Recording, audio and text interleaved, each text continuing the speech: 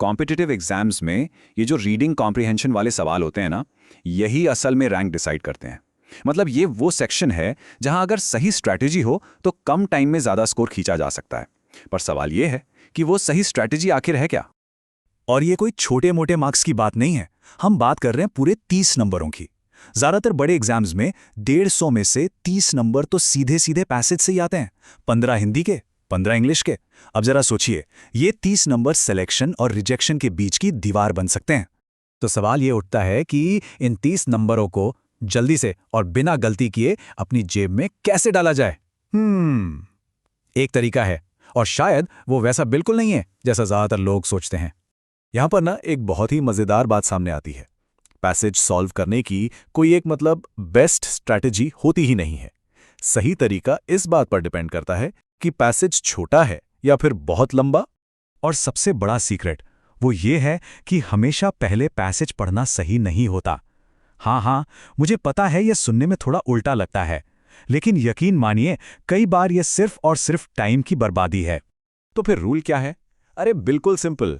अगर पैसेज छोटा सा है, मान लीजिए कोई कविता है, तो पहले पैसेज पढ़ लो ताकि उसका पूरा भाव, उसकी फील समझ में आ जाए। लेकिन अगर पैसेज लंबा है, कोई कहानी या लेख है, तो गेम बिल्कुल बदल जाता है। वहां हमेशा, और मैं फिर से कह रहा हूं, हमेशा पहले सवाल पढ़ने हैं, पैसेज नहीं।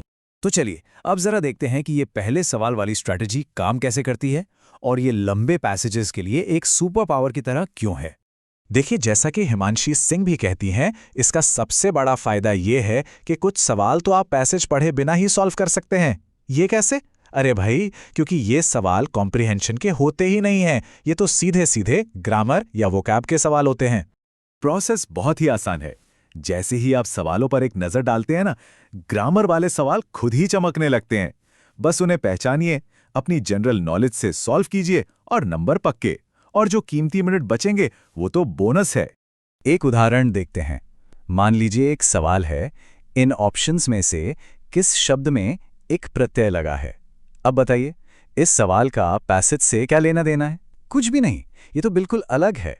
जवाब धार्मिक। क्या इसके लिए पैसेज की एक लाइन भी पढ़ने की जरूरत पड़ी? बिल्कुल नहीं। बस ग्रामर का बेसिक ज्ञान और बूम, कुछ ही सेकंड्स में एक नंबर पक्का हो गया। और ये सिर्फ एक तरह का सवाल नहीं है। आपको विलोम शब्द मिल सकते हैं, जैसे स्वार्थ का निस्वार्थ। प्रत्यय पहचानने को आ सकता है, जैसे मानवीय में ईय प्रत्यय है। या फिर ऑड वन आउट वाला सवाल, जहां मान लीजिए 3 संज्ञा शब्दों के बीच एक विशेषण छिपा दिया हो। ये सब तो समझिए फ्री हिट वाले मार्क्स हैं जो बिना मेहनत के मिल जाते हैं। ठीक है, तो ग्रामर वाले सवाल तो हो गए, अब बाकी सवालों का क्या?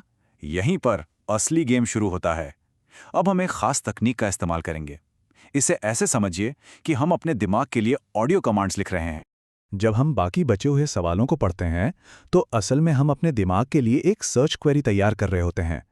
हर सवाल से कीवर्ड्स निकालकर हमें टारगेट लिस्ट बना लेते हैं। अब हमारा काम सिर्फ पढ़ना नहीं है, बल्कि एक मिशन पर निकलना है, एक खोज करनी है।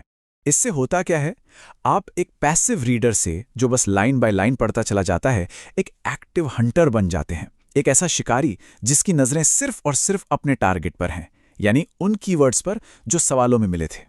और इसका नतीजा, अरे एफिशिएंसी एकदम आसमान छू लेती है। बस यूं ही भटकते हुए पूरा पैसेज पढ़ने में और एक शिकारी की तरह कीवर्ड्स ढूंढने में जमीन आसमान का फर्क आ जाता है। कम समय लगता है और जवाब बिल्कुल सटीक मिलते हैं। तो चलिए इस पूरी स्ट्रैटेजी को एक सिंपल सी एक्शन लेने वाली प्लेबुक में समेट लेते हैं, ताकि सब कुछ बिल्कुल क्लियर हो जाए। तो ये रहा आपका फाइनल गेम प्लान। अगर पैसेज छोटा है, जैसे कोई कविता, तो पहले पैसेज पढ़िए ताकि उसकी आत्मा को, उसके भाव को पकड़ सकें।